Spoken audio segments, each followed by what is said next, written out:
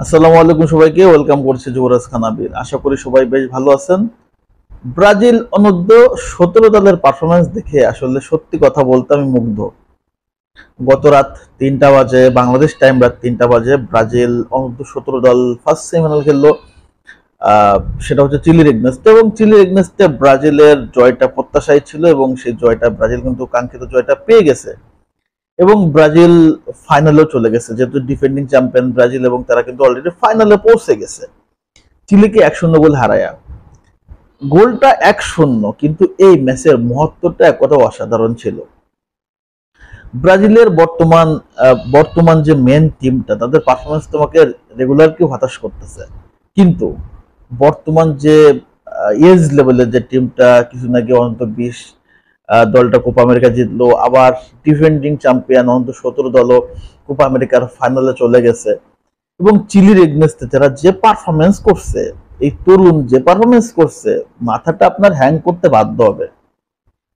মোমো আক্রমণ আসলে কাকে বলে, একের পর এক আক্রমণ, একের পর এক ডোমিনেশন, চিলিকে একদম মানে হায়নার মতো, নেকড়ের মতো আসলে ধরছে। দুর্দান্ত পারফরমেন্স। ফার্স্ট হাফটা যদি আপনি ভাগ করেন, তাহলে ফার্স্ট হাফে ব্রাজিলের শট ছিল প্রায় 6 থেকে 7টা ওয়ান টার্গেট, এবং সেখানে চিলির ডিফেন্স, মিডফিল্ডের কোনো ভাষা ছিল না ব্রাজিলের এই টিমটাকে আসলে আটকানো। একটা মাত্র ব্যক্তি ছিল, সেটা হচ্ছে চিলির গোলকিপার, যে কিনা একের পর এক আক্রমণগুলোকে আসলে সেভ করে গেছে। সে না থাকলে হয়তো ব্রাজিল আরো বড় মার্জিনে জিততে পারতো। বা গোলকিপার যেহেতু দলের অন্যতম একটা পার্ট, সে থাকবে, সে সেভ করবে, এটা স্বাভাবিক। বাট যখন গোলকিপার অতি মানবীয় সেভ করে, তখন তাকে নিয়ে আসলে প্রশংসা করতেই হয়। এবং সিলির এই গোলকিপারটা ফার্স্ট হাফে ব্রাজিলকে একাই আসলে মানে গোল বঞ্চিত করে রাখছে। তা না হলে স্টার্টিং টাইম থেকে আপনি যদি 12 মিনিট খেয়াল করেন, তাহলে ওই টাইমের ভিতরে ব্রাজিল কিন্তু কমপক্ষে 3টা গোল দিতে পারতো। একের পর এক আক্রমণ ব্রাজিলের। পাবলো তো মাথা নষ্ট, গুস্তাভো মাথা নষ্ট পারফরমেন্স করছে। ফার্স্ট হাফ গোল শূন্য ডোরা, এবং সেকেন্ড হাফ থেকে ব্রাজিলের ওই যে গোল ক্ষুধা, কারণ ফাইনালে যেতে হবে, এই গোল ক্ষুধাটাকে আসলে বেশিক্ষণ ওয়েট করতে হয় না। 61 মিনিটে ব্রাজিল সেই কাঙ্ক্ষিত গোলটা কিন্তু আলটিমেটলি পেয়ে যায়। এবং এই গোলটার পরেই ব্রাজিল আরো বেশি আক্রমণাত্মক হয়ে ওঠে, কিন্তু এই আক্রমণের প্রেক্ষিতে একটা কাউন্টার এটাকে যায় চিলি, এবং চিলি সেই আক্রমণ থেকে, কাউন্টার থেকে একটা প্রায় গোল পেয়ে গেছিল। যদি বলটা গোল বারে না লাগতো, অর্থাৎ উপরের বারে না লাগতো, তাহলে কিন্তু ম্যাচটা সমতে চলে আসতো। যাই হোক, এখানটাতে চিলির ব্যাড লাক বলতে হবে, ব্রাজিলের গুড লাক বলতে হবে। বাট ব্রাজিলের গুড লাক বলার সুযোগ নাই, এর চেয়ে বেশিবার বল বার লাগছে ব্রাজিলের।